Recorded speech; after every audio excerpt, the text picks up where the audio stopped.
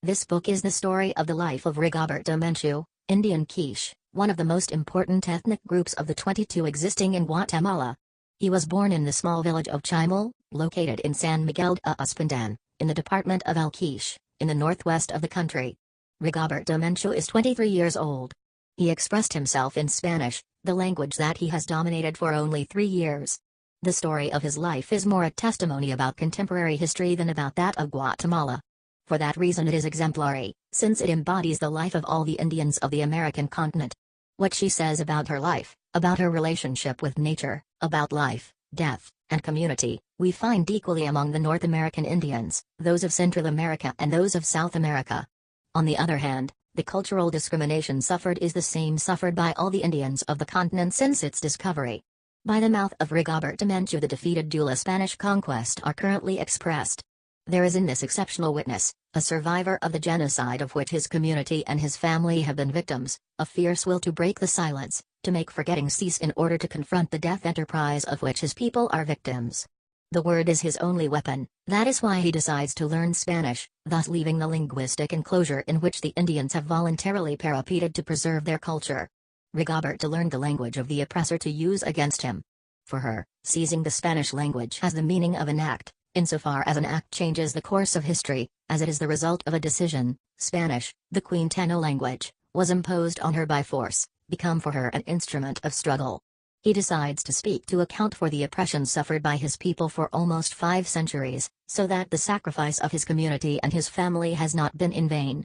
Fight against oblivion, and to make us see what Latin Americans have always refused to accept, that although we are always willing to denounce the relations of inequality that North America maintains with us, it has never occurred to us to recognize that we are also oppressors, and that we maintain relationships that can easily be described as colonial. Without fear of exaggeration, we can affirm that there exists, especially in countries with a strong Indian population, an internal colonialism that is exerted to the detriment of the native populations. The ease with which North America exercises its power over the so-called Latin America is due in large part to the complicity that the existence of this internal colonialism provides. As long as this relationship of internal colonialism has not ceased in the countries of Latin America, these will not become nations with full rights, and will therefore be vulnerable.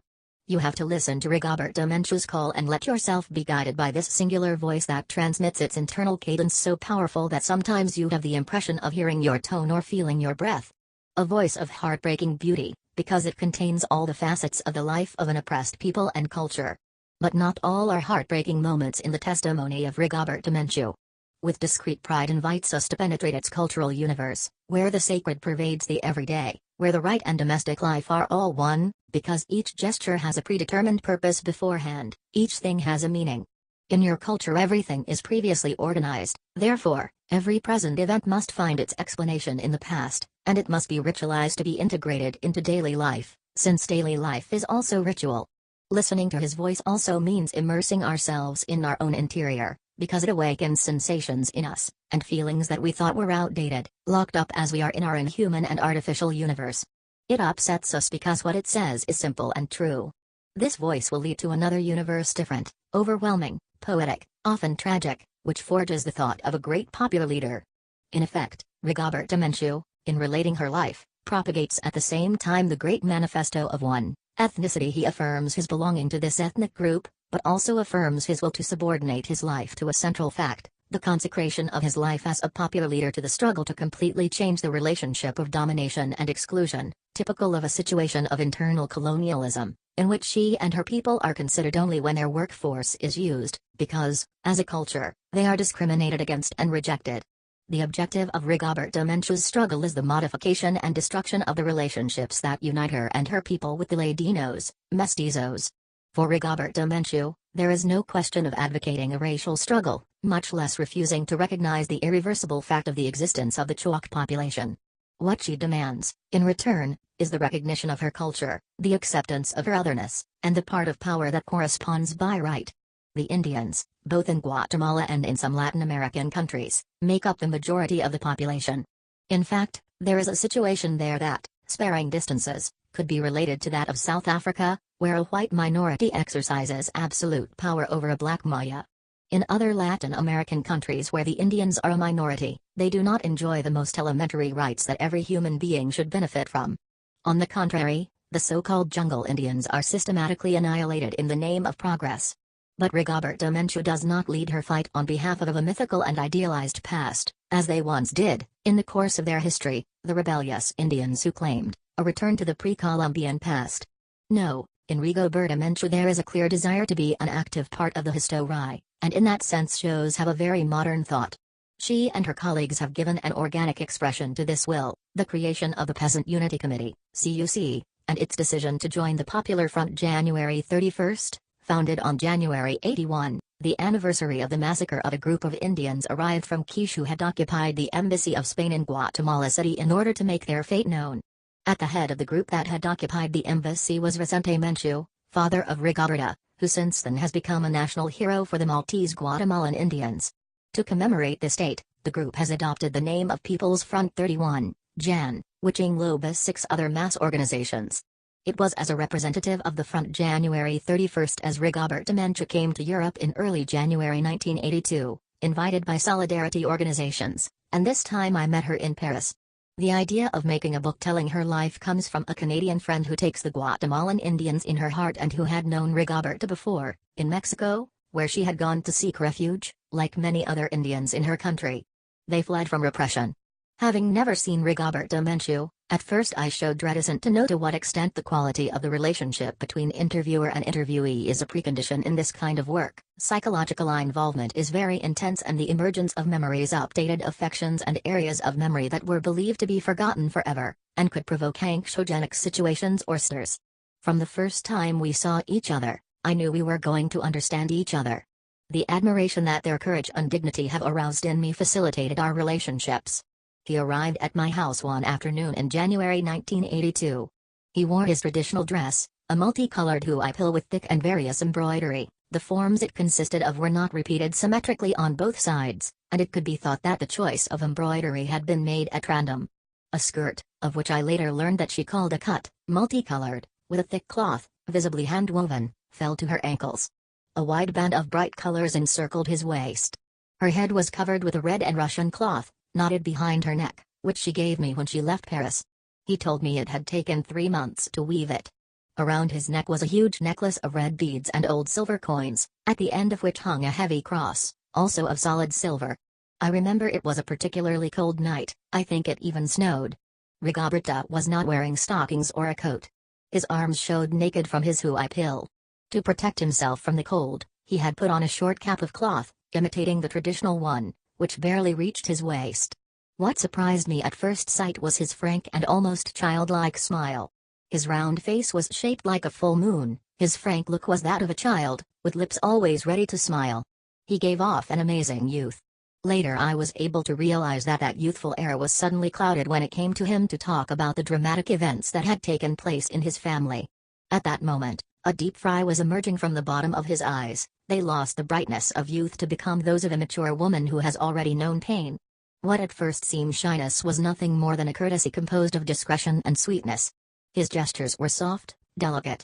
According to Rigoberta, Indian children learn this decency from the earliest childhood. When they begin to gather coffee, in order not to damage the branches, it is necessary to remove the grain with the greatest gentleness.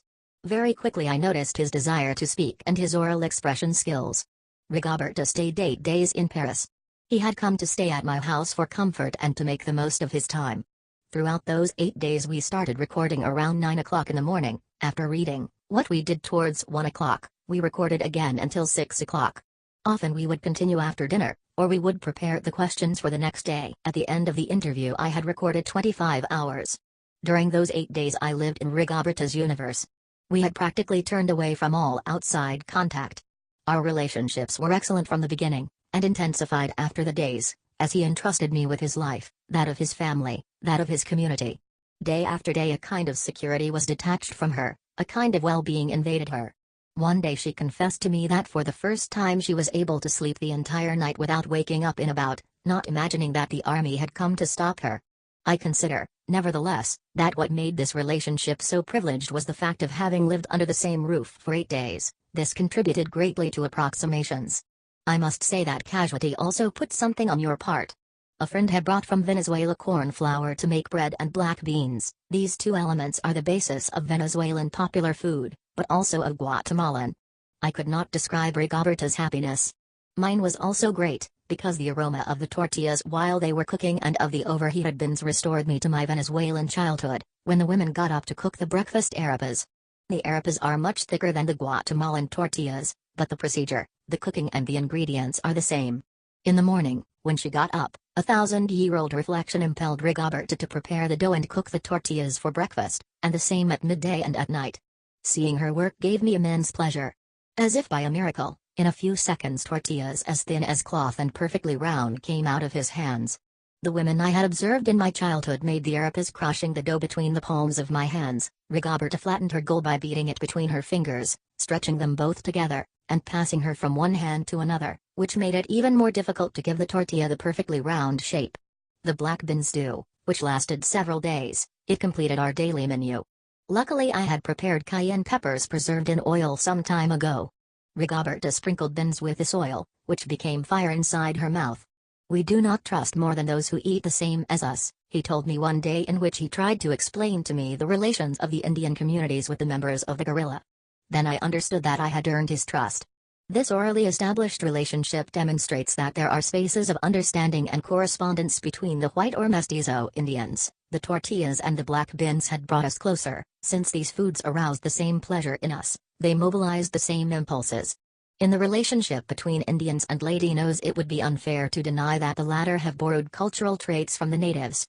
Linton has already pointed out that certain features of the culture of the vanquished tend to be incorporated into that of the victor, especially through the economic bondage of slavery and concubinage, resulting from the exploitation of the vanquished.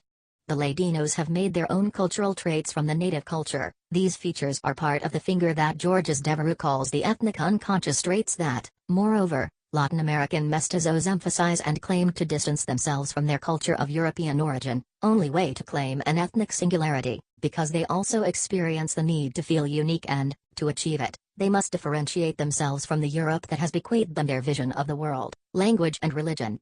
And what else can be wielded to affirm this uniqueness that the native cultures of America? Latin Americans are always willing to take on the great moments of the pre-Columbian, Aztec, Inca, and Mayan cultures as theirs, but they do not establish any link between this past splendor and the poor, exploited, despised Indians who serve them as slaves. On the other hand, there is an own initiative of the indigenistas that want to recover the lost universe of their ancestors and to separate totally from the culture of European origin, but they use notions and techniques borrowed from the Western culture. For example, they claim the idea of an Indian nation. That is why indigenismo is also a direct product of acculturation, defined by Georges Devereux as a dissociative acculturation, consisting of the desire to resuscitate the past through techniques taken from the culture that is intended to be denied, and from which they wish to separate. A striking example is the indigenist meetings, with Indian participation, that took place in Paris. Like the avant-garde Latin American groups, who have practiced or still practice armed struggle in their country, and who should not be confused with movements of resistance to military dictatorships such as the guerrilla movements of Guatemala, Association of Relatives of the Disappeared, the innumerable trade union opposition groups and others that arise in Chile and elsewhere, the movement of the Mothers of the Plaza de Mayo in Argentina. The indigenous movements also need to make known their struggle in Paris. Paris serves as a sounding board. Everything that is done in Paris has a global impact, including Latin America. Likewise, the groups that practice or have practiced the armed struggle in America have their European correspondents, who share their political line, and who should not be confused with the different solidarity organizations supported in Europe by all those who fight against dictatorships. The Indians also have their European correspondents, among whom are mainly anthropologists. In no way should these words be seen as a desire to argue with anyone, or to devalue a particular way of acting. It is a mere observation. Acculturation is the proper mechanism of every culture. All cultures live in a state of acculturation. However, acculturation is one thing and the imposition of one culture over another, in order to annihilate it, another very different one. I would say that Rigoberta is a product of acculturation achieved, since the resistances she shows with regard to Ladino culture constitute the very basis of the process of antagonistic acculturation. By resisting Ladino culture, it only affirms his desire for ethnic uniqueness and cultural autonomy. This resistance can be exercised despite the advantages that can be derived from the adoption of a technique belonging to another culture. An illustrative example, the refusal to use a mill to grind corn, the basis of their diet. The women have to get up very early to grind the corn, previously cooked, with the help of a stone, so that the tortillas are ready when they go out to work in the fields. Some will exclaim that it is about conservatism, and certainly it is. Preserving the practices related to the preparation of the tortilla means preventing the collapse of its social structure. The practices related to the culture, collection and cooking of corn are the foundations of the social structure of the community. Rigoberta, on the other hand, by providing herself with political instruments of action, Committee of Unity of the Peasants, Front 31 of January, Organization of Revolutionary Christians Vicente Menchu, adopts techniques taken from Ladino culture in order to reinforce theirs to better resist and protect their culture. Devereux defines this practice as the adoption of new means to target existing objectives. Rigoberta borrows media such as the Bible, the organization of unions, the decision to learn Spanish, to turn them against those who lent them. The Bible is for her a kind of substitute that she uses deliberately because it does not exist in her culture. The Bible is written and serves us as a means, he says, because his people need to support their present action in a prophecy, in a law coming from the past. When I pointed out the contradiction between her defense of her culture and the Bible, which has been one of the colonizers' weapons, she answered without hesitation, "The Bible speaks of one God, we also have only one God, it is the Son, the heart of heaven, but the Bible also teaches us, and here it is affirming the need for prophecy to justify action, that there is just violence, that of Judith who cut off the king's head to save his people. Just as Moses left with his people to save him, the example of Moses allowed them to transgress the law and leave their community. David serves as an example to integrate the children in the struggle, men, women and children. Everyone finds in the Bible the character with whom to identify himself to justify his action. The autochthonous populations of Latin America have overcome the stage of retreating themselves. It is certain that sometimes their opening has been interrupted, that they have or their rebellions drowned in blood and that the will to continue is lacking. Currently, these populations are provided with the precise means to advance, taking into account the socio-economic situation in which they evolve. Rigoberta has chosen the weapon of the word as a means of struggle, and that word is what I wanted to ratify in writing, but first of all I must make a warning to the reader. Although I have an ethnological education, I have never studied the Mayan Quiche culture, and I have never worked on the ground in Guatemala. This lack of knowledge of the culture Rigoberta, who at first seemed to me a disadvantage, soon revealed herself as very positive. I had to adopt the student's position. Rigoberta understood it at once, so the story of the ceremonies and rituals is so detailed. Similarly, if we had found Anden his home in El Quiche, the description of the landscape had not been so realistic. For recording, I made a quick sketch mere stable Shinto a thread chronological, childhood, adolescence, family, commitment to struggle, which we have followed approximately. Now, as we went along, Rigoberta deviated more and more frequently, inserting in the story the description of her cultural practices and thus completely changing the chronological order that I had established. I have given, therefore, free course to the word. I tried to ask as little as possible, and even to ask nothing at all. When some point was unclear, I wrote it down in a notebook and consecrated the last session of the day to clarify these confusing points. It gave Rigoberta an obvious pleasure to give me explanations, to make me understand, to introduce me to her universe. In telling her life, Rigoberta traveled through it. He relived moments of great commotion, as when he recounted the death of his younger brother, aged 12, burned alive by the army in front of his family, or the real ordeal his mother suffered for weeks at the hands of the army, until finally that they left to die. The detailed exposition of the customs and rituals of their culture have led me to establish a list in which I had included customs about death. Rigoberta had read the list. I had decided to leave the specific issue of death for the end of the interview. But the last day something prevented me from questioning him about these rituals. He had the feeling that if he asked her about it, the question could become premonitory, until Rigoberta's life had been hit by death. The day after his departure, a mutual friend came to bring me a tape that Rigoberta had bothered to record about the death ceremonies that we had forgotten to record. It was this gesture that made me understand what this woman has exceptional about. With his gesture he showed that, culturally, he was of total integrity, and at the same time he let me know that he was not deceived. In his culture, death is integrated into life, and that is why it is accepted. To make the transition from the oral to the written form, I proceeded in the following way. First I completely deciphered the tapes recorded, 25 hours in total. And by that I mean that I did not reject anything, I did not change a word, even if it was misused. I did not touch the style or the construction of the sentences. The original material, in Spanish, occupies almost 500 typed pages. I read this material carefully for the first time. Throughout a second reading, I established a file by themes. First I wrote down the main ones: father, mother, education and childhood, and then those that were repeated more often: work, relations with Ladinos and problems of linguistic order. All with the intention of separating them later in chapters. Very soon I decided to give the manuscript a form of monologue, since that way it sounded in my ears when I reread it. I resolved, you can delete all my questions. To place myself in the place that belonged to me, first listening and letting Rigoberta speak, and then becoming a sort of double of yours, the instrument that would operate from the oral to the written. I must confess that this determination made my task more difficult, since I had to make adjustments so that the manuscript retained the air of a monologue recited in one breath, with a single breath. I then proceeded to the breakdown into chapters. In fact, I established 2 groups of words, by subject. On the other hand, I followed the original thread, which was chronological, although we had not always followed it during the recordings, with the intention of making the manuscript more accessible to reading. On the other hand, the chapters in which the ceremonies of birth, marriage, gathering, etc. are described, caused me some problems, since it was necessary to find their place in the course of the story.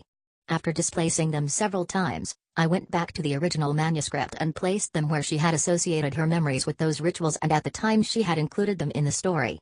I have been told that, at the beginning of the book, the chapter on birth ceremonies risked boring the reader. Others have advised me to simply suppress the narration of these ceremonies, or to put it at the end of the manuscript, as an annex. I did not pay attention to one or the other. Maybe I was wrong if it was about seducing the reader, but my respect for Rigoberta has prevented me from doing otherwise. If Rigoberta has spoken, it has not been only for us to listen to her misfortunes, but, and above all, to make us understand her culture, of which she feels so proud and for which she asks for recognition. Once the manuscript was placed in the order that it currently has, I could lighten, suppress the repetitions on the same subject that existed in several chapters. This repetition sometimes served to introduce a new theme, that is part of Rigoberta's style, and on those occasions I kept the reiteration. I also decided to correct the errors of gender due to the lack of knowledge of someone who has just learned a language, since it would have been artificial to keep them and, in addition, would have resulted folkloric to the detriment of Rigoberta, which I did not want at all. It only remains for me to thank Rigoberta for giving me the privilege of this meeting and for having entrusted me with her life. She has allowed me to discover that other self. Thanks to her, my American self has ceased to be a disturbing strangeness. To finish, I want to dedicate to Rigoberta this text by Miguel Angel Asturias, extracted from the Meditations of the Barefoot. Go up and demand, you are a flame of fire, your conquest is safe where the final horizon becomes blood drop, drop of life, there where your shoulders will hold the universe, and over the universe your hope. Chapter 1, The Family. We have always lived here, it is just that we continue to live where we want and where we want to die. Only here we can be resurrected, in other loaves we would never find ourselves complete again and our pain would be eternal. Papa Vula, my name is Rigoberta Menchu. I'm 23 years old. I would like to give this living testimony that I have not learned in a book and that I have not learned alone, since all this I have learned with my people and it is something that I would like to focus on. I have a hard time remembering a whole life that I have lived, because there are many times and very dark times and there are times that, yes, it is also enjoyed, but the important thing is, I believe, that I want to make an approach that is not the only one, because many people have lived and it is everyone's life. The life of all poor Guatemalans, and I will try to give my history a little. My personal situation encompasses all the reality of a town. In the first place, it still costs me a lot to speak Spanish since I did not have a school. I did not have school. I did not have the opportunity to leave my world, to dedicate myself to myself, and 3 years ago I started to learn Spanish and to speak it. It is difficult when you learn only by memory and not learning in a book. So, yes, it costs me a little. I would like to narrate from when I was a child or even from when I was in my mother's breast, because my mother told me how I was born, because our customs tell us that the child, from the first day of the mother's pregnancy, is already a child. In the first place, in Guatemala there are 22 indigenous ethnic groups, and we consider that one of the ethnic groups are also Ladino companions, as they are called, that is, the mestizos. They would be 23 ethnic groups, 23 languages too. I belong to one of the ethnic groups, that is the Quiche ethnic group. I have my customs, Quiche indigenous customs, but nevertheless I have lived very close to almost the majority of the other ethnic groups due to my organizational work with my people. I'm from San Miguel, Uspandan, Department El Quiche. El Quiche is located in the northwest of the country. I live in the north of Quiche, That is, near Chajal. Peoples who have long histories of struggle. I walk 6 leagues, or 25 kilometers on foot to get to my house, from the town of Uspandan. The village is the Chimal village, where I was born. Precisely, my land is almost a paradise of all the beauty that is nature in those places, as there are no roads, no vehicles. Only people enter. To transport the loads are the horses or ourselves, to go down to the village of the mountains. I almost live in the middle of many mountains. In the first place, my parents were located since the year 1960, there, and they cultivated the land. It was mountainous where no one had arrived. They, with all the assurance that they would live there, and even if it cost them a lot, but they stayed there. In that place the wicker was given a lot. Then my parents had gone there to look for wicker, but they liked it there and started to go down the mountains to stay there. And, a year later they wanted to stay there, but they did not have resources. They were evicted from the village, from their little house. Then they saw the great need to go to the mountain, and there they stayed. I can say that now it is a village of 5 or 6 cabal areas cultivated by the peasants. They were evicted from the town because a number of people fell there, of Ladinos, and there they made their house in the town. Not exactly they'd star like this, throwing them, but, little by little, the expenses seized their little house. There came a time when they had enough debts with all those people. Everything they earned was spent and the house had to leave. It remained as paying the debt they had.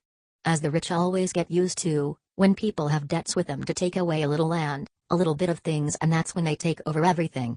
So it happened with my parents. What happened is that my father was an orphan and my grandmother had to give my father in a rich house to eat, and that is how he grew up, and he also had a very hard time in life until he became a big man. My father was born in Santa Rosa Pucayub, it is a village of Quiche. But when his father died they had a little milpa, and that little milpa was over, and my grandmother stayed with 3 children, and those 3 children took them to Uspandan, which is where I grew up now. They were with a man who was the only rich man in the town, from the Uspantinos, and my grandmother stayed as a servant of the Lord, and her 2 children stayed herding the Lord's animals, doing small jobs, like carrying wood, carrying water and all that. Later, as they grew, the gentleman said that he could not give food to my grandmother's children because my grandmother did not work enough to earn them the food of her 3 children. My grandmother looked for another man to give to one of her children. And the first child was my father, who had to give it to another man. That's where my dad grew up. He already did great works, because he made his firewood, he was already working in the field. But he did not earn anything because they were not given anything for being given away. He lived with people, well, whites, Ladino people. But he never learned Spanish because they had him isolated in a place where nobody spoke to him and he was only there to do errands and work. Then, he learned very little Spanish, despite the 9 years he was given to a rich man. He almost did not learn it because he was very isolated from the family of the rich man. He was very rejected by them, and he did not even have clothes, and he was very dirty, so it was disgusting to see him. Even when my father was 14 years old, that's when he started looking for what to do. My grandmother barely earned enough food for the 2 brothers, so it was a very difficult condition, and that was also how my dad started working on the coasts, on the farms, and he was already a man, and he started to make money for my grandmother, and that's when he was able to get my grandmother out of the rich man's house, since she was almost a lover of the same man where she was, because the pure needs that my grandmother had to live there and that there was no way out. He had his wife, of course, but, in addition to that, because of the conditions, she would put up with it, or if not, she would leave because there was not so much need from the rich since there were more people who wanted to go there. So for the pure necessities my grandmother had to fulfill all the orders. My grandmother left with her children and has already joined the eldest son on the farms, and that's when I started working. On the farms where my parents grew up, we grew up. They are all farms located on the south coast of the country, that is, part of Escuintla, Suchitpques, Ritliolo, Santa Rosa, Juchiapa, all the farms located in the southern part of the country, where coffee is grown, above all, cotton, cardamom or sugar cane. So, the work of the men was more in the cane cut, where they gained a little better. But, given the needs, there were times of time that all, men and women, entered cutting sugar cane. And clear from the beginning they had hard experiences. My father who only feeds were the plants of the field, then, that neither corn had to eat. But, as they made great efforts, they managed to have a little house in the flat alti. In a place that they had to grow it for the first time. And, my father at 18 was the right arm of my grandmother because there was so much need. And it was a lot of work for my father to be able to support my grandmother and her brothers. Unfortunately from that time they had already taken hold of the barracks. They take my father to the barracks and my grandmother stays with her 2 children again. And my father went to the service. That's where he learned many bad things and also learned to be a complete man, because he says that when he arrived at the service they treated him like any object and taught him pure blows. He learned more than all the military training. It was a very difficult life, very hard for him. He was doing the service for a year. Then, when he returns, he finds my grandmother in full agony had returned from the farm. He had a fever. It is the most common disease after going to the coasts, where there is a lot of heat, and then the highlands, where there is a lot of cold, because that change is quite abrupt for people. My grandmother had no choice and there was no money to cure her, and my grandmother had to die. Then there are the 3 orphans, that is my father and his 2 brothers. They were already great. They had to divide them since they did not have an uncle or had anything to rely on and everything. They went to the coasts, by different holidays. That's when my father he worked a little job in a parish convent, and where he also did not earn much. In that time he earned 30 cents, 40 cents, for workers both on the farm and elsewhere. My father says they had a little house made of straw, humble. But what would they eat at home since they did not have a mother and they did not have anything? Then, they dispersed. That's when my father found my mom and they got married. And they faced very hard situations. They found themselves in the highlands, since my mom was also from a very poor family. Their parents are also very poor and they also traveled to different places. They were almost never stable in the house, in the highlands. That's how they went to the mountain. There was no town. There was no one. They went to found a village in that place. The history of my village is long and it is very painful many times.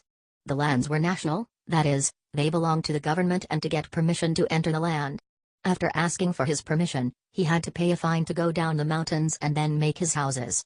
Then, through all those efforts on the farm, they were able to give the fine they had to pay and they lowered the mountains. Of course, it is not easy to harvest a land when it has just been cultivated, and to lower the mountains. Almost 8 or 9 years ago the first good harvest, then, the little land that my parents could cultivate at that time, was already after the 8 years that had product of that small land, and this is when my brothers grew. 5 older brothers, and when we were on the farms, I saw my 2 older brothers die, precisely because of the lack of food, for the malnutrition that we indigenous people suffer. It is very difficult for a person to reach the age of 15, thus alive. But when one is in full growth and has nothing to eat and stays sick days, then, the situation is complicated. They stayed there. The beauty my mother saw was the trees, the incredible mountains.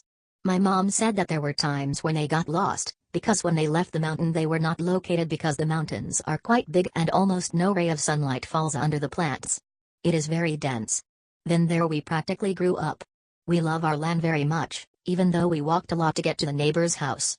Little by little my parents called more people so that there was more cultivation, and that it was not only them, since at night all kinds of animals came down from the mountain to eat the cornfield, to eat the corn when it is already there, or to eat the corn. All things were eaten by the animals of the mountain. One of them, who said my dad, is the raccoon they tell him. Besides, my mom started having her chickens, her little animals, and there was a lot of space, but since my mother did not have time to see her animals, she had some lambs, that if they went to the other side of the plants, they never came back. Some were eaten by animals on the mountain or lost. So, they started living there, but, unfortunately, a long time took for them to have a little bit of cultivation. Then they had to go down to the farms. This is what my parents told me when they settled there. Later, when we grew up, when we had to live 4 or 5 months in that village, we were happy because there were great rivers that passed by or the little mountain, a little bit of the house. We practically do not have time to have fun. But, at the same time, when we were working it was fun for us because we had to remove the small mountains and my parents had to cut large trees. Then, there could be heard bird songs, different birds that exist. Also many snakes. And we were frightened a lot of that atmosphere. We were happy even though it is also very cold because it is mountainous. And it's a wet cold. I was born in that place. My mother already had 5 children, I believe. Yes, I already had 5 children and I am the 6th in the family. And my mother said that she still needed a month to compose with me and was working on the farm. He had 20 days left when he moved home, and when I was born only with my mother, then. My dad was not there because he had to meet the month on the farm. Then I grew up. What I remember more or less of my life will be to after 5 years. Since we were small, we always went down to the farm, and 4 months we were in the small house that we have in the highlands, and the rest of the year we had to be on the coast, either in the Boca Costa where there is coffee breaks, or also clean coffee, and also on the south coast where there is cotton. That was more than all our work. That is, the large tracts of land that have a few families where the harvest takes place and the products that are sold abroad. The landowners, then, own large tracts of land. On the farm usually we work 8 months, and 4 months are in the Altiplano, as starting in January, the crops are sown. We returned a month to the highlands to plant our little corn, beans. We live more in the mountains, that is, in the non-fertile lands, in the lands that barely give corn, beans, and on the coasts any crop is given. Then we went down to the farms to work for 8 months. These 8 months are often not followed, because we left a month to go to plant our small field in the highlands. We go down to the farm while the milpa grows, and so when we harvest our little cornfield we return to the highlands. But immediately it's over again. And we have to go down again to the production to make money. So, for what they count, then, my parents, for many years, they have lived a very difficult situation and very poor. Chapter 2, Birth Ceremonies. To those who ask where we are, tell them what you know about our presence and no more. Learn to take care of yourself, keeping our secret. Papalview. In the community of us there is a chosen one, a man who enjoys many prestige. He is the representative. He is not the king, but he is the representative that the whole community considers him as a father. This is the case of my father and my mother, who are the elected gentlemen of my community. So, that chosen lady, it's the same as if the whole community were her children. That is why the mother, from the first day of pregnancy, seeks support from the chosen lady or the chosen gentleman, because the child has to be from the community and not only from the mother. The pregnant woman will go along with her husband to tell him that they will have a child, and that the son will keep, to the extent of all possibilities, the customs of our ancestors. After that, the Lord will offer all the necessary support. He says, we help you, we will be the second parents. Then, they come again, all ready to ask permission from the Lord, the representative of the community, to lend their support in seeking a representative who watches, who helps the child when one day he is alone and does not fall into all the mistakes that many people of our race have fallen, and a lot of things. The elected gentlemen we call grandparents. Then, they begin to search along with the parents, who would be the empadres, who would be the child's sponsors, who are responsible for the child if the parents die. Then come the customs of the neighbors, who every day have to pay a visit to the pregnant lady. The ladies arrive to talk with her, to give her her little things as simple as they are. The lady will tell them all her problems. Later, when the lady has 7 months, is when the lady gets in touch with all nature, according to our culture. He will go out to the field, he will go for a walk on the mountain. So the child is becoming attached to all of nature. He has to go forcibly, he has to teach the child the life that the mother lives. For example, if the mother gets up at 3 in the morning. Much more when you are pregnant. He gets up at 3 in the morning, does his services, goes out for a walk, becomes attached to the animals, is fond of all of nature, bearing in mind that the child is receiving it, and begins to talk constantly with his son, from when he is in his womb. It tells you that you have to live a difficult life. It is as if you were accompanied by a tourist, where he explains things to you. For example, of this nature you never have to abuse, and this life you have to live constant as I live it. Tell him in the field, but explain to your son the details. It is a mandatory obligation that the mother has to do it. After they have to start looking for the lie. That custom in our culture has made us respect everyone, however, to us they have never respected us. Mom does not have to be with other children when their child is born. They have to be the parents, the elected gentlemen of the community, and the husband. 3 couples. If there is a possibility, parents often go elsewhere.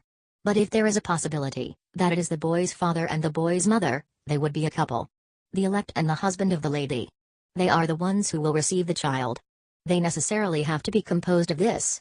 If there are not the elect, there will be one of them, who is the wife or the husband, one of the parents will be, and if none of the parents are there, the older ones have to represent part of the woman's family. And of man, because it is said that the child is going to be received in community, and this means a lot for our community to receive a child, and that child has to be from the community, which does not have to be just one. That child is the product of a love, and an explanation begins. It has to be born necessarily between 3 couples, but not any people are called.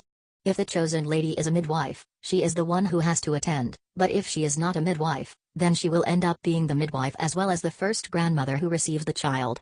Our custom does not allow a single woman to see a birth. But nevertheless, in the face of need, I saw when my sister was composed and that nobody was home. That when we were in full pursuit. Although I did not see exactly, I was present when your child was born. My mother was a midwife from the age of 16 until she died, at 43. My mother says that the woman when she is lying down and gives birth does not have the strength to take the child out. So, what she did with my sister, what I saw was that she put a boat to the ceiling where my sister hung up, since her husband was not there to raise her, and she was in that position and my mom helped him get the child out. For us, a scandal would be when an Indian went to the hospital and his son was born in the hospital. It is difficult for an indigenous to accept that. On behalf of our culture, our ancestors are shocked to see all modern things. For example, family planning, which with that Babazian to the people, they take money. And it is a part of the reserve that we have saved so as not to allow us to end our customs, with our culture. The indigenous has been very careful with many details of the same community and that it is not permissible on the part of the community to discuss many details of the indigenous. And I like that more, because theologians have arrived and they have seen and they take out another conception of the indigenous world. So, for the Indian it is quite painful that a Ladino wear indigenous clothing. It is a scandal for the indigenous. All this has contributed to us keeping many things and that the community does not want that to be told. For example, our customs. Immediately, when Catholic action arrived, for example, everyone goes to Mass, goes to pray. But it is not like a main and unique religion to express oneself. Always behind this, when a child is born, his baptism has been given to him in the community, before going to church. Then, Catholic action, the people took it as another channel to express themselves, but it is not the only faith that has towards religion. And so it does with all religions. The priests, the nuns, have not been able to win the trust of the indigenous because there are certain things that contradict our own customs. They say to us, it is that you trust, for example, the elected men of the community. The people choose them for all the trust they give to that person, right? The priests arrive and say, it is that you love the sorcerers. And they talk about them, and for the Indian it's like talking about each one of their dads.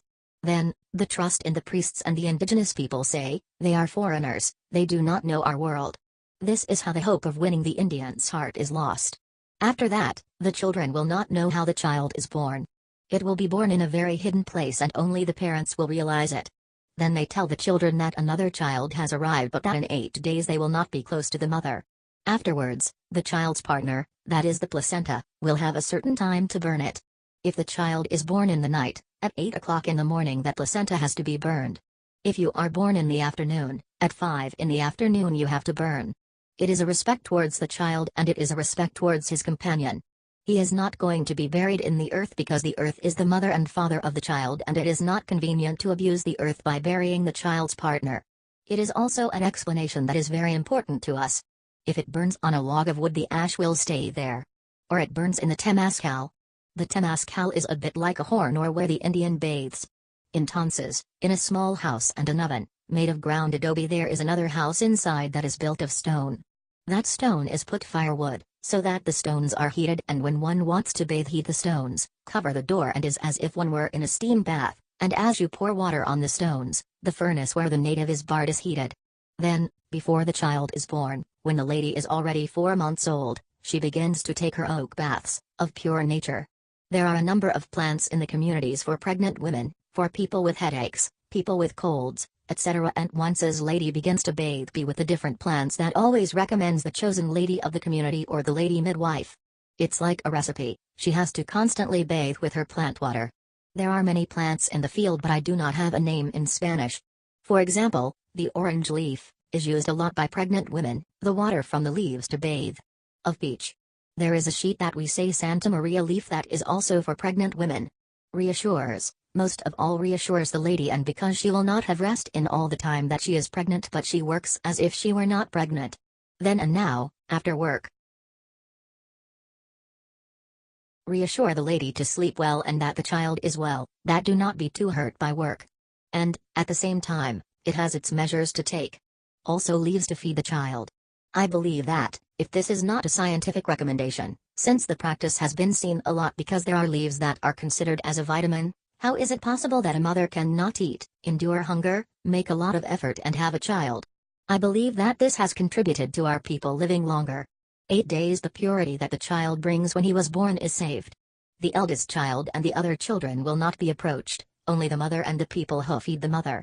The child is in a corner where the other children cannot reach cough. It is out of sheer habit that they are not allowed to approach a mother their other children when another little brother has just been born. Only the one who has just been born has the right to be with his mother, in his integration into the family. The 8 days are saved for him to be a member of the family. After those 8 days, it is counted how many people get to visit the lady. If the majority of the community arrives, that's very important. It's a child who has to have a lot of responsibility for his community when he grows up. The child, at birth, they kill a sheep to eat those of the family. Many neighbors arrive with food, with firewood. A party is held in the house, but most of all, at the family level. After the neighbors arrive to visit it and count how many neighbors arrived. Every time a neighbor arrives, he brings a small gift, whether it's food for mom or a little gift. Then the mother has to try everything that is given to her by the neighbors. It is a stimulus to respond to the love of neighbors. Already 8 days will be telling how many visitors had the child, how many visits received with a gift. For example, the neighbors carry an animal, they carry some little eggs, apart from what they take to eat the lady. They are wearing clothes. Everything that is. It is taken into account how many works the lady lent. Many neighbors come to carry water. There are neighbors who carry firewood.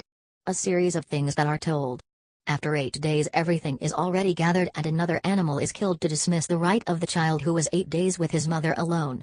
But also to integrate, in the universe said our parents, so that the child's first candles are lit and that candle is part of the candle of the whole community and that he is one more person and that he is one more member, etc. The mother is washed all her clothes. Before washing his clothes, everything that the mother used during the time she was in bed accumulates. He changes the bed of place, he is cleaned a place in the house where 4 candles are placed in each corner of his bed. Before putting the bed, lime is spilled, water on the floor and then your bed is made. The completely changed mother leaves the temazcal, puts on her clean clothes, the child is also put on his clean clothes and transferred to the other place. This means that it opens the doors to other members of the community, because the child, since he was born, neither the family nor the neighbors know him. That is, the child is not taught when he is born. After 8 days is when all the members of the family give a kiss to the child. Immediately when the child is born his hands are tied, that is, his little hands and his little feet are straightened. This means that their hands are sacred for work and that those hands have to act where they have to act. They will never steal, the child will never abuse nature. Will know how to respect the life of everything that exists. A lot of things. 8 days later his hands are released. It is when the members kiss the child and then the child is saved again and all the neighbors arrive, from early morning. Some arrive with dough to make tortillas and will own the house in 8 days. The members of the family do not make any expenses during the 8 days. The mother is where they have put the candles. These candles are more than anything for the integration of the child in the family. And a little the significance of a house that has 4 corners and that has to be their home. And a little representing the respect that the child has to have in the community and the responsibility that it has to have as a member of a household. After that, he takes off his clothes and Lava is the chosen lady of the community. Wash all clothing, either jacket. Clean the house where the lady was, put the candle where the lady left. The clothes are going to be washed in the river. You are never going to wash a post. No matter how far the river is, it has to go to the river to Washington. It is when the child leaves his purity. He begins to learn about all that is humanity. After the neighbors carry an animal already dead. A very good lunch is made in the house of the lady. A ceremony is done, where the community is, or at least if the whole community is not there, there will be some members of the community. There they integrate the child as part of the community. Then they put the candle of everything that exists, of the earth, the water, the sun, the man. In the middle of all this the child's candles are integrated with an incense, with the palm. Well, that child has to move in that whole world. Lime is something sacred, which also has to be a bit of lime in the middle of all this. Because lime is considered to strengthen the child's bones. I think it's something not so much invented, it's something real. It depends on the lime that the child has more life, that his bones are very strong. And there is mention of all the suffering that a family has and everything where the child will have to move. The parents there, with feeling, express their pain, their sorrows, why they gave one more child to come to suffer to this world. For us, this suffering is like a destiny, the child is integrated into suffering and that child, despite all the suffering, will know how to respect and will know how to live all those pains. Then the child is given his assignment that he has to be a member and that he has to watch over his entire community. After the ceremony lunch is made and then the neighbors retire. But the baptism is missing. From the day when the child is born, a sachet is made, where it carries garlic, a little lime, salt, a little tobacco, which also tobacco is a sacred plant for the indigenous. That little blanket is put on the boy's neck. This means that the child will know how to face all the bad things that exist. The evil for us is like a spirit, which we only imagine exists. A bad thing would be that the child is a gossip. The child will know how to respect everything, the child will be sincere and will know how to tell the truth. And, at the same time, the child will be able to accumulate and keep everything that belongs to our ancestors. It is a little the idea of the backpack. And a little to ward off the evil because the child will have to remain pure. The toddler must also be inside the candles as his commitment to the child when he grows up. The baptism and the integration already in the general community are missing. All the main people will be invited, for example the chosen one of the community, the children. The Lord will have to give his experience, his example, as he has preserved what of our ancestors. That's where he goes to come a talk, the chosen gentleman, the chosen lady, her children, how they have preserved the customs of our ancestors. At the same time they make a new commitment for the child. That they have to continue teaching the child when he grows up and that the child has to be exemplary as the elected gentleman. This is another small talk, but when the child is 40 days old and when the parents also make the commitment and integrate it into the community. Then the baptism comes. They make a copper or miso. That parents have to teach the child more than everything, it refers a lot to the ancestors, that learns to keep all the secrets, that no one can end our culture, with our customs. Then it is something like a criticism with respect to all humanity, and many of our people who have lost their customs. They do as a request, asking that those customs reintegrate into the minds of all those people who have lost them.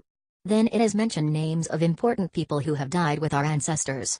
For example, Takanaman, other characters that are remembered, that are integrated as a prayer or as heroes of the natives and that remember all that.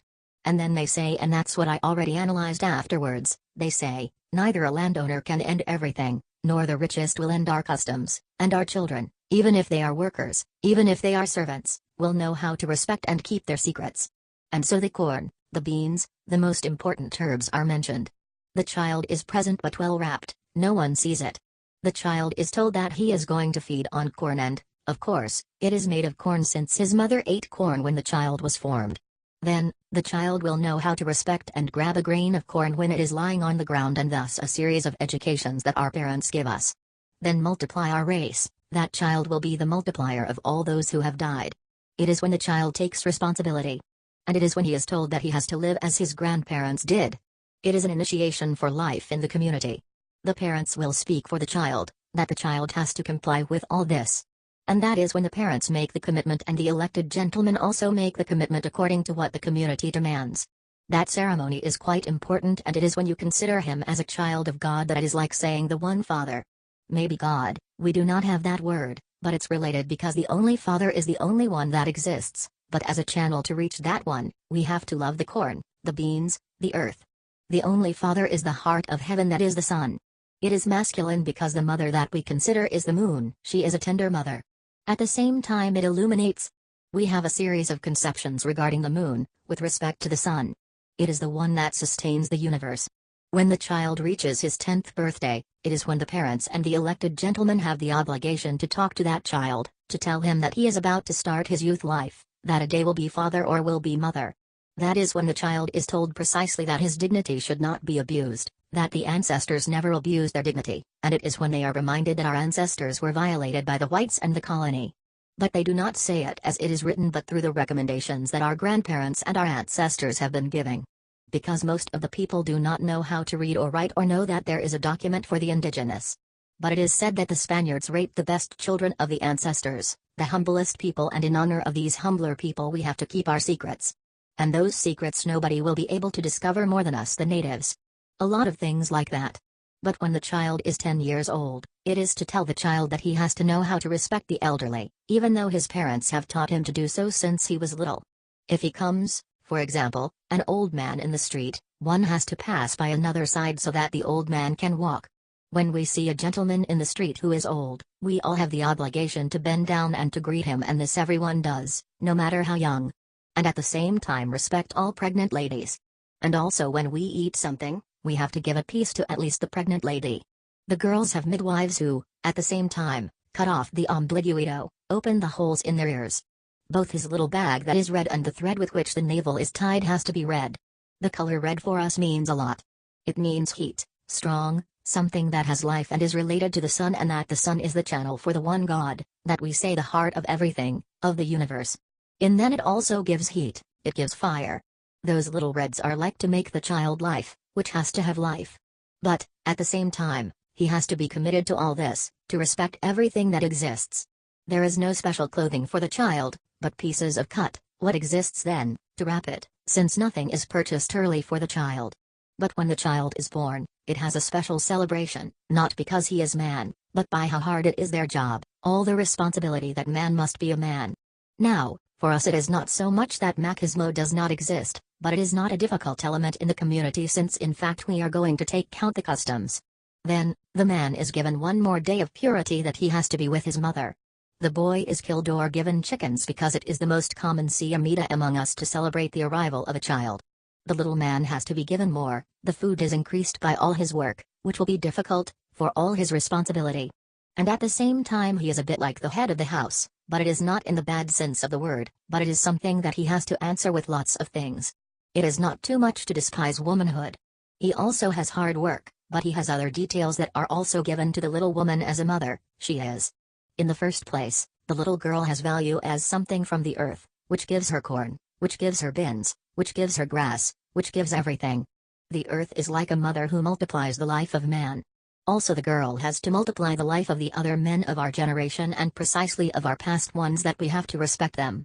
An integration is given to the very important girl but also to the man, then, it is related, it is relative, and it is comparative of the two. However, at birth, the man has a more joy and men on those who feel more proud when a child is born in the community. But they will also make the child all customs that happen with the child, tying his peanuts and tootsies, to hide it. The child is fed with the breast. It is more effective to feed him with his chest and not look for another meal. But what is important is the sense of the community. We feel it as something in common. From the first day it is thought that the child has to be from the community, and it does not have to be only from his parents, and he has to learn the community. In media lie parents have in mind that the child's school is like in bourgeois classes, immediately born, it is thought that this child has to be educated, to have a standard of living. So, we indigenous people, we immediately think that the escala of the child has to be the community, that the child has to live egal that the others. And he loves round hands also, just para do not accumulate things that the community has and knows how to distribute their things, their hands have and to be open. The mothers are responsible for opening their hands. It is a mentality more than suffering, of poor Zay. It is considered that every child that is born must live the same as the others. When we see a pregnant lady, you never have to eat something from the pregnant lady's land. You can only eat something in front of it when you can also give it a little. For it is feared that the lady will abort the child, or that the child will suffer internally because he cannot eat what one is beginning. It does not matter if they know each other or do not know each other. The important thing is that it is shared. Another thing is that when we see a pregnant lady we take it as something different from all women because they are two people, and if one knows how to respect a pregnant lady, the lady feels the respect and the child is learning it. One immediately thinks that it is an image of the other that is going to be born. And one says you give love. Also I think it's more than anything because the lady never has a chance to rest or have fun. He is always in constant pain and worry. The lady when she talks for a while is when she feels comfortable, poor woman. The child, when he or she integrates with all the candles, also has to be there, his little red bag, and there he has to be his hoe, his axe, his machete, the instruments to live. From that day the child has to become attached to the instruments of work.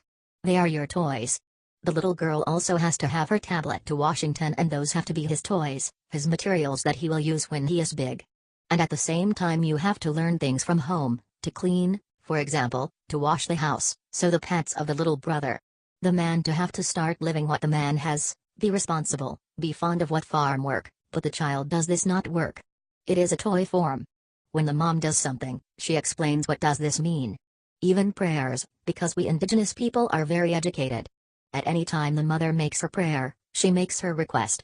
For example, before getting up, you have to make a prayer to thank the day that is going to begin, and that day will be of great importance to the family. Before joining your fire, for example, you have to bless your firewood because that fire has to cook all the food for the members of the family. And as the little woman is closer to her mother, she learns everything. If or wash the masa, for example, the woman blows her hands to imiturlas in the nixtamal to sakarlo all and wash it. That means, the breath that the woman gives to her hands, is for her to abound her work and for her to abound everything she will do. before washing also does it.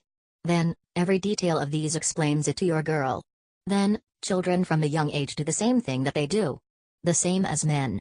The man before starting work on any day, at any time, in the morning he greets the sun to start working. He takes off his hat and talks to the sun before starting work. Then the child, before starting to work, takes off his hat and talk with the sun. Of course, each ethnic group has its own way of expressing itself. All this, many times in other ethnic groups, is different. For example, the meaning of tissues. We have not realized that in the other ethnic groups it is different. But there is something in common. It's culture, then. Our people are fundamentally farmers, but there are also merchants. Precisely, the merchants emerge after making a peasant life. And in the case of one who goes to the farms and on the farms, he does other things, when he returns to his place, and it is better to be merchant, put your little store for the little money they take out. Impizan looking for another way of life. But it is customary, for example, before working, to greet the sun. And so they do with everything. And all what is the culture comes from the earth. The religiousness that the people have comes from our culture, from our harvest, from corn, from the beans, which are two very important elements in a community. Then man begins to look for money, but he never loses his culture, which is the earth. There are a series of tasks.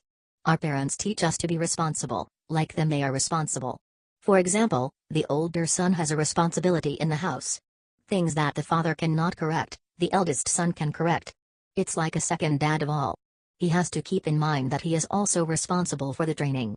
Many times the mother is the one who has to take a series of accounts, what is eaten, what is bought. For example, when a child is sick, the mother has to find a way to give her medicine. The man carries a whole series of problems that must also be removed in advance. And each one of us, when we grow, we have a small responsibility. We have it through the promise that parents make with a child that is born, the whole process of customs that they make, that promise, that only the child can do when they also teach him to do it. The mother who is closest, or the father from time to time, talks with their children telling them what is done and what our ancestors did. That is, no impona law, but that the basis of what did our ancestors is that we have to do this. Then, there, we started having small responsibilities day. For example, they begin with the fact that the girl has to carry a gua, but they explain why he does it. For example, the child has to tie dogs in the corral, at night when the animals enter, or if it is not for him to go and bring the horse that is far away from the house. There is a series of tasks for both. And that creates a responsibility in one, because if one does not have everything done, then the father has the right to scold him, to beat the son. So when you take care of yourself, you learn to do things very well. Everything the mother does tells the girl why she does it, then the girl is clear why she is doing it. And this is the little man, and, for example, to put a clay pot, which for the first time is put on fire for that pot to last and at the same time fulfill its function, that is to cook all things, and that has to do it very well, you are given about 5 chicotazos with branches. That's what the girl asks, why are you doing that, Mom? Because this girl has to fulfill her role and she has to do this and this. And that it lasts. And says the girl is present, and when it touches will make my smo does the same job as Mom. This implies once again the commitment that we all have to keep, the customs, the secrets of our ancestors. And that the parents, at the community level, make an exhibition, that our grandparents recommended this to us and we have to keep it. Almost most of the things we do are based on what our ancestors did. So there Mr. Chosen, which is the L or that meets all the conditions still rea them than met our ancestors. He is the principal lord of the community that has the children of everyone, that is someone who has to put all things into practice. And it is more than anything a commitment with the whole community. Entonces, before this, everything is done in memory of others. Chapter 3, The Noel. That night happened to Orlando, as coyote while he slept as people. Being animal, while still being individual. Animal and person coexist in them will of its progenitors from birth. Miguel Angel Asturias, men of corn. Every child is born with his Noel, his nakedness is like his shadow, they are going to live in parallel, and almost always an animal is the Noel. He has to dialogue with nature. For us the Noel is a representative of the earth, a representative of the animals, and a representative of the water and the sun. And all that makes us form an image of that representative. It is like a person parallel to man. Is something important. The child is taught that if an animal is killed, the owner of that animal will get angry with the person, because they are killing the Noel. Every animal has a corresponding man, and makes our Ali gives no, it will not hurt the animal. We have divided the days into dogs, into cats, into bulls, into birds. Every day he has a Noel. If the child was born on Wednesday, For example, his Noel would be a little sheep. The Noel is determined by the day of birth. So for that child, every Wednesday is his special day. If the child was born on Tuesday, it is the worst situation the child has because he will be very angry. The parents know the attitude of the child according to the day he was born. Because if he played a bull as an alito, the parents say that the bull always gets angry. The cat will like to fight a lot with his little brothers. For us or our ancestors, there are 10 sacred days. Those 10 sacred days represent a sombra. That shadow is of some animal. There are dogs, bulls, horses, birds, and wild animals such as, for example, a lion.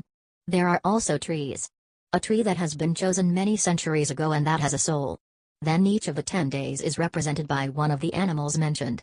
These animals do not always have to be one. For example, a dog, not only one will represent but 9 dogs represent a Noel. The case of horses, 3 horses represents a Noel. That is, it has many varieties. The number is not known. Or it is known, but only our dads know the number of animals representing each of the 10-day Noels. But for us, the humblest days are on Wednesday, until Monday, Saturday, and Sunday. The most humble that is, they would have to represent a sheep, for example. Or birds. So, animals that do not spoil other animals. In fact, young people, before getting married, are given the explanation of all this. Then they will know, as parents, when their child is born, which animal represents each of the days. But, there is one very important thing. The fathers do not tell us what our Noel is when we are underage or when we have still child attitudes. We will only know our Noel when we already have a fixed attitude, which does not vary, but we already know that our attitude.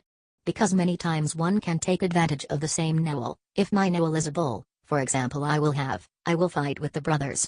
So, in order not to get over the same Noel, the children are not told. Although children are often compared to the animal, it is not to identify them with their Noel. Younger children do not know the Noel of the greater is. They are told only when the person already has the attitude as an adult.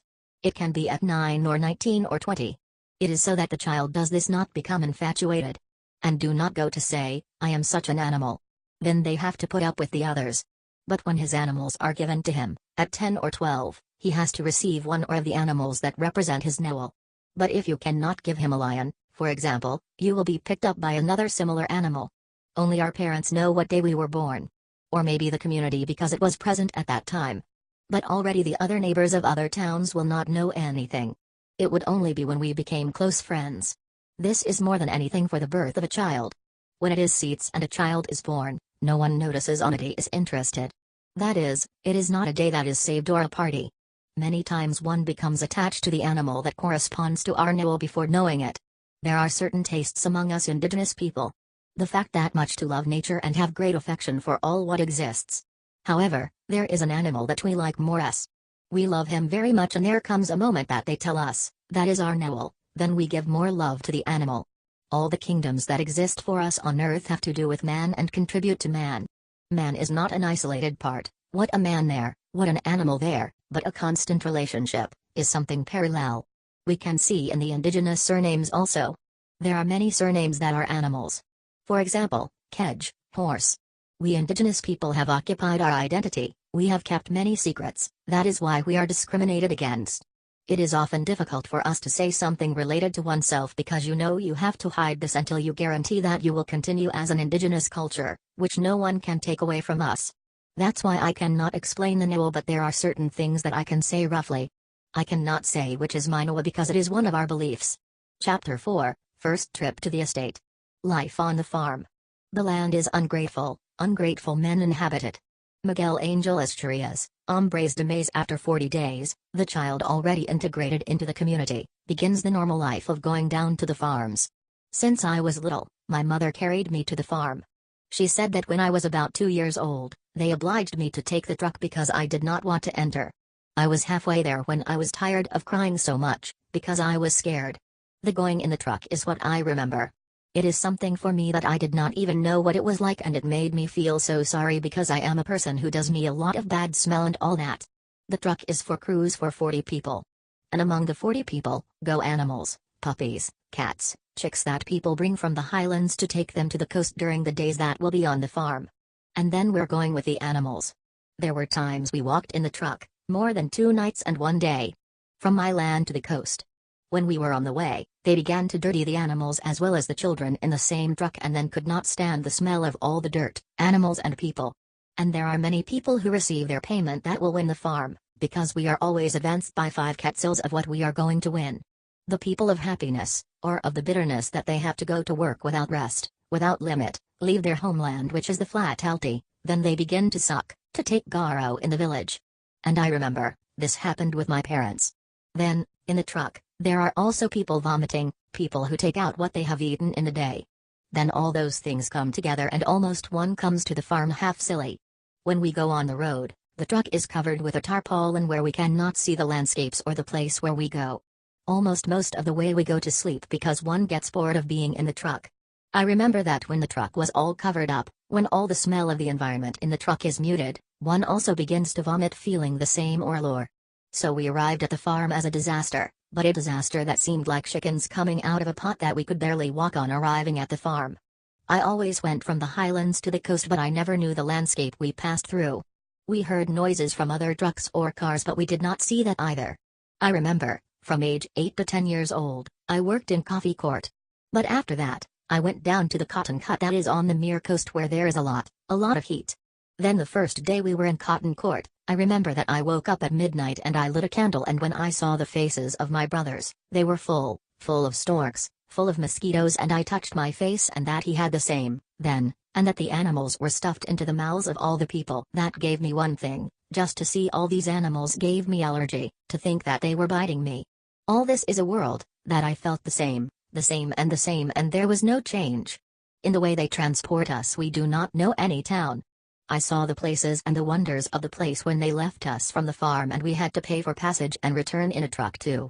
Almost all the drivers who drove did not want to take us because, of course, we came all dirty, all black from the sun and nobody wanted to take us. The truck is from the farm, only managed by the contractors, the caporals. The caporals watch every group of people in a squad that are 40 or more people, who water the truck. When they arrive at the farm, those 40 people will have their caporal. The contractors are people from the same town who have only been in the service or have been outside the community and begin to have attitudes like the landlords themselves. They start to treat people badly and speak abruptly, they mistreat, they get very bad people. Then, according to how they adapt to the landlord's life or how the landlord deals, then they give him a chance on the farm. They give him a salary more and give him a job, then. They are there to command and correct the troops, I would say.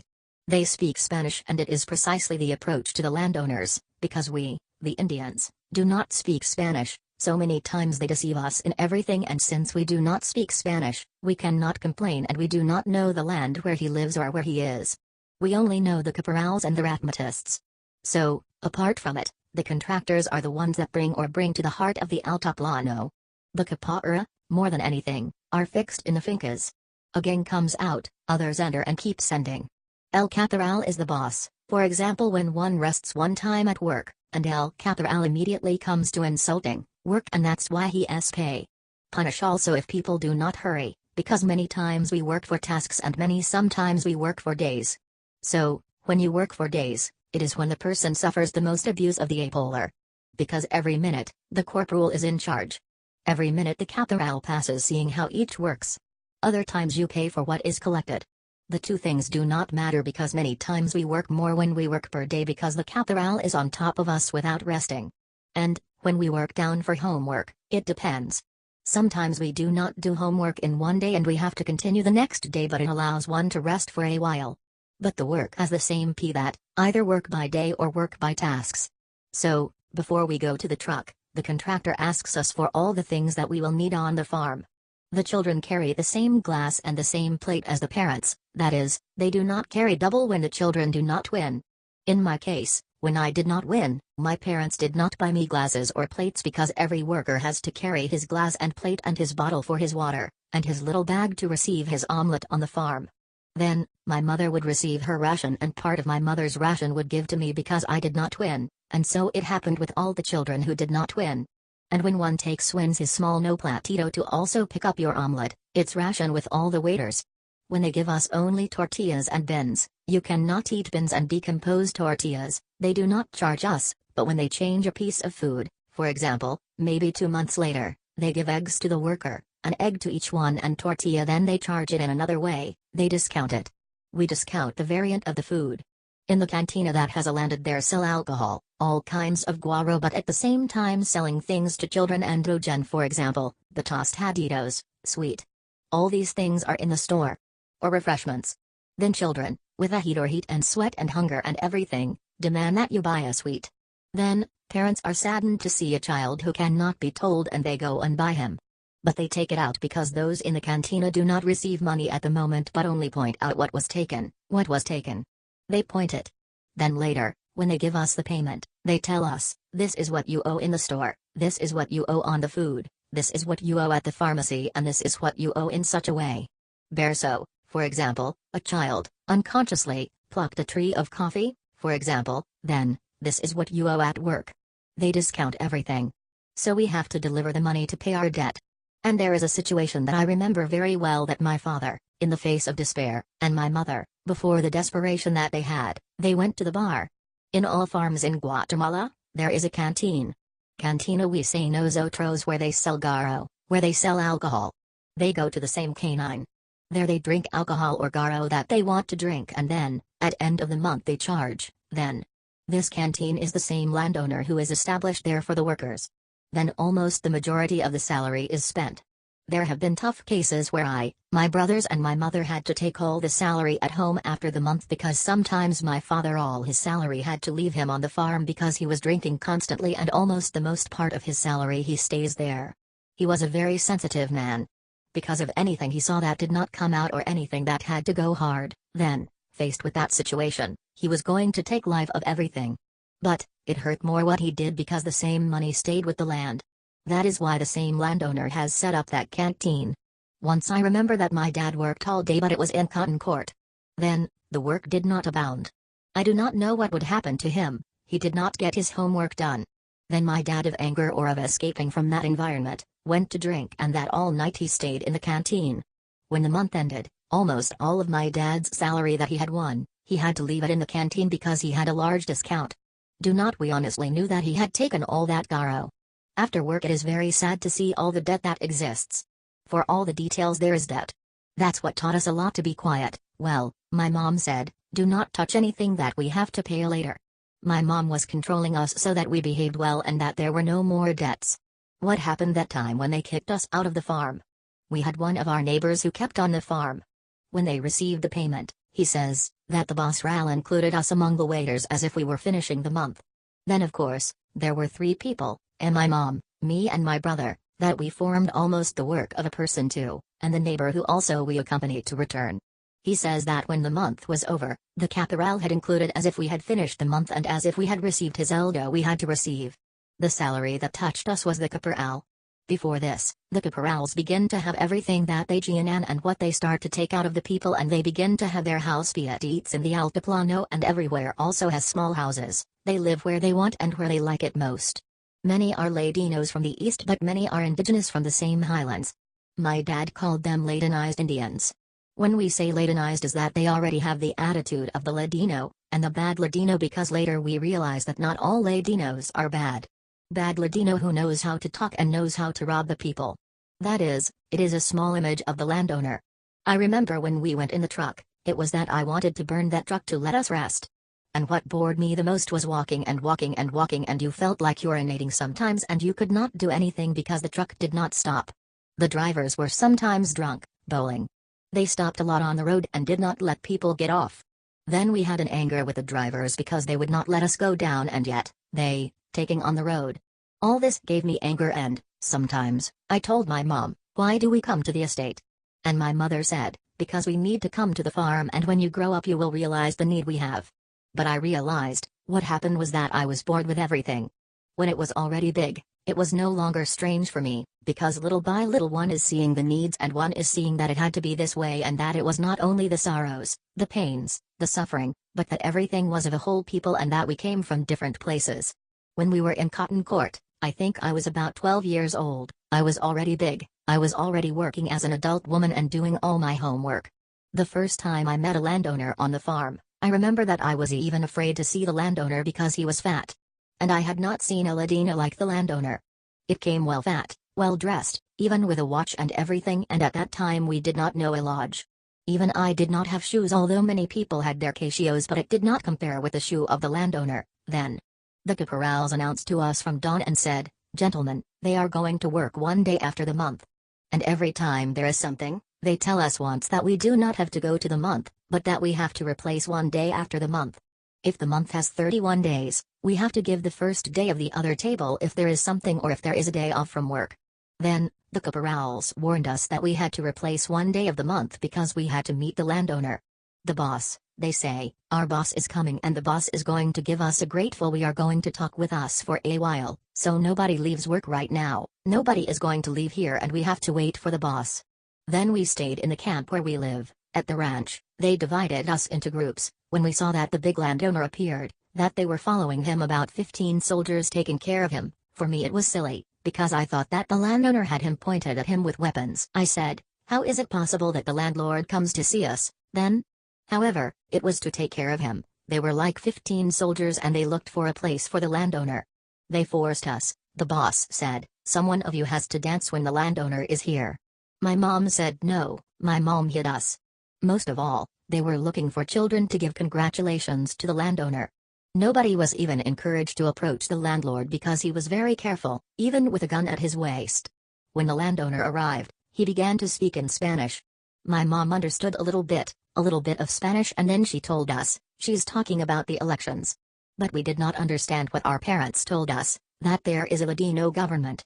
In other words, the president who has been in power at that time, for my parents, for us was a government of Ladinos.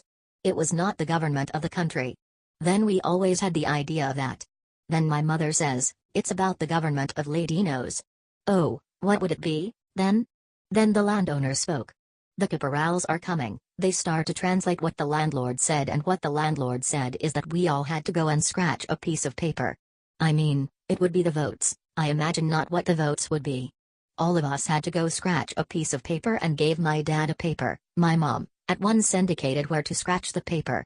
I remember that the paper came with some paintings with 3 or 4 drawings. Then my father, like my brothers who were already of legal age, went to scratch the paper where the landowner taught them. Once the landowner warned that the one who is not going to scratch the paper, was going to be stripped of his work after the month. That is, once I threw him out of work, and I was not going to pay him. Obligatoriamente had to go the waiters to scratch the paper. Then another day of restlessness, means that on day 2 of the other month we have to work too. Then the landowner left, but after many times I dreamed it would be fear, the impression that remained on my face of the man, and I remember telling my mother, I dreamed about the old Ladino who came here. And my mother said, "Ah, silly. He is a gentleman and do not be afraid of him," said my mother. But all the children of the place where we were, fled from their parents and cried to see the Ladino lord, and worse when they saw the weapons and the soldier. They were going to kill their parents, and I thought that they were going to kill all the people because they had weapons. We did not know what the name was. My dad sometimes used names for the memories he had, because when he was defeated in 54, he says that they captured all the men in the region, from all regions. The Indians were taken to the barracks. Arriving there, they were given a gun and told they had to fight. My dad was there. He was also one of the seized. He has black memories of all that. He says that many indigenous people died and that we escaped through our initiatives, and that's how we have life, my dad said. Then he has bad memories of that. He always talked about presiding. I was before, but the others, we did not know them. The others, we did not know them. We do not know the name or how they are. We know nothing about them. Then the landowners congratulated us. It was the second time we saw the landowner, his wife and one of his children, who were almost the same fat. They arrived at the farm and told us that our president had won, that we had voted for him. So we did not know if it was the votes that took us, then. Then my parents laughed when they said our president, because for us he was president of the Ladinos, he was not our president. They were my impressions since I was little, and I thought a lot about what the president would be like. I thought he was a bigger man than the landlord. Because the landowner was tall, high, and we never know tall people in our village. Then, I thought, that the president was taller than the landowner. I already knew the landowner more closely, and the landowner asked my parents. It was when they moved me to the capital, and to the other stage of my life.